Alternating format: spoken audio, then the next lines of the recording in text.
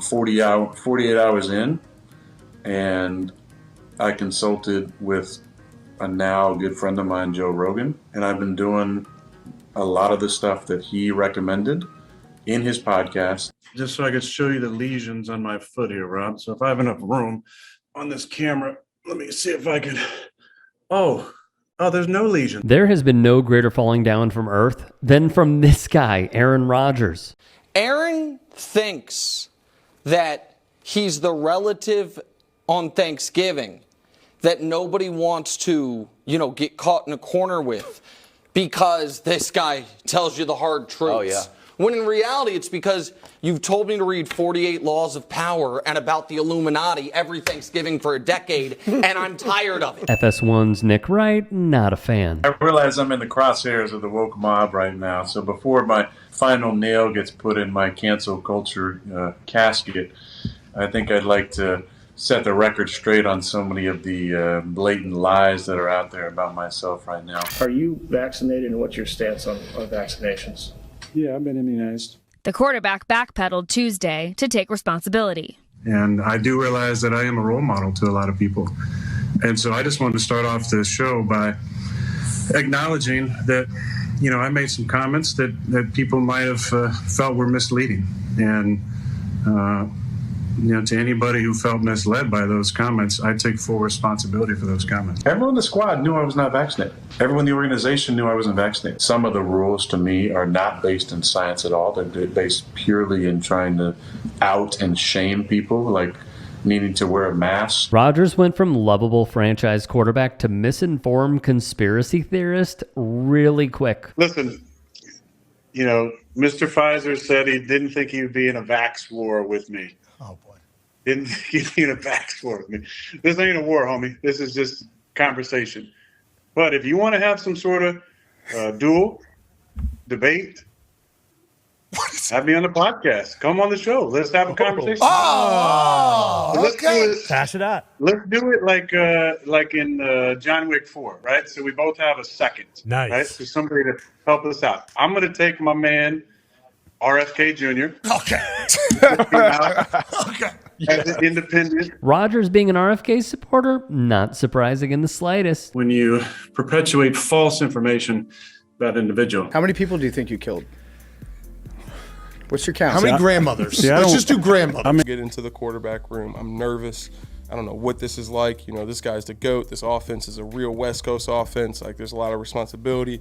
I'm trying to be real studious. You know how it is first day. You got 12 highlighters for no reason. You got 3 different types of pens, like a setup, get my station right, walk in.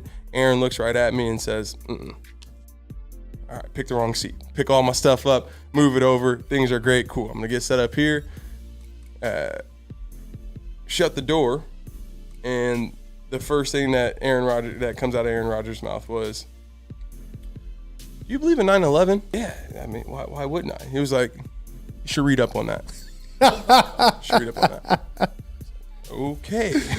Now we start learning about the playbook and stuff. I'm like, wow, like I don't know where this is going, but what it ended up being was just like a real thought experiment where he wanted me to go back and look into some of the conspiracies around it, and provoked a lot of great conversation, and we really bonded over that. And we started sharing some books and talking about some other things, and got into history and business and finance. But just odd, as told by Rodgers' former backup, DeShone Kizer. Nick Wright, love him or hate him, was cooking Aaron Rodgers. Here's more. The commentary is not about your vaccination status. It's about you being the most disingenuous athlete of my lifetime, Wright said. You were disingenuous about the vaccine, not the status, but the way you did it. You were disingenuous about your retirement status, 90% retired. You were disingenuous about coming out of the dark room. I'm going to play for the Packers, and that was my only goal. You were disingenuous about how well Verizon works in Southern California. Look, he brought the receipts.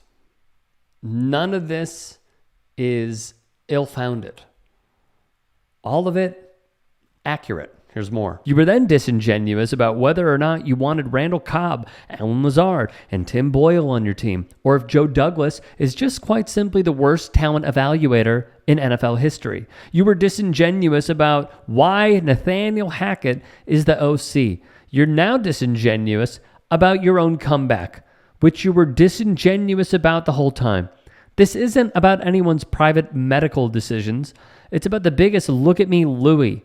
It's so irritating. Everyone knows it. I think AJ Hawk, Pat McAfee's co-host, knows it and is watching it like, this guy has lost his mind. See, the funny thing is they're bringing AJ into this, and AJ might be thinking it, but in order for them to continue getting this viewership on Aaron Rodgers Wednesdays or Tuesdays, they can't say anything.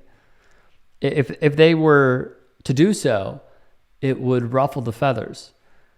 They have shown that they're team players. They have shown that they're friendly media. Sadly, what comes with that territory?